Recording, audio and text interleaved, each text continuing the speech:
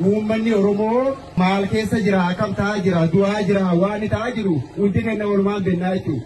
Uummata keenya kana gadadoo keessa baasinaa jennee kan bosonatti gallee kan ofitti fuutanii sammuu isaanii isa gaaf jalqabaa akka uummata sun tokko taane gara sammuu waraanatti naamusa waraanii tokko qabu sasakka waraanii bilisummaa Oromoo tokko qabu yaada waraanii bilisummaa Oromoo tokko qabu barattaniitu sammuu qabataniitu waan taatanii qawwee jaallan irra wareegamtuun qabatanii galma bilisummaa sun lakkisan geessanii abdii guddaa isinirra qabaa jechuudha.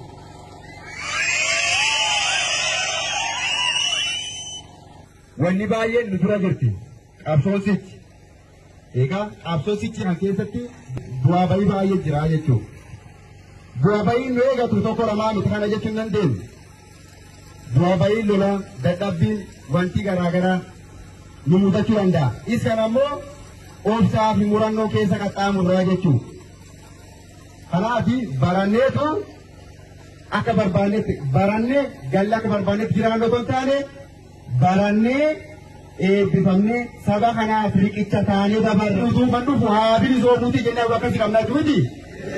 Isa kanaaf ammoo namni waan akkana biratti murteessee isa kan ufitti fuudhee qabsoo saba kanaatiif ba'e saba Oromoo irratti rakkoo geggeessuu miidhaa geggeessuu waan garaagaraa irratti hojjeta yoo taate dhiiga bilaafeen jaallan kaleessa sin dhiistu jechuudha.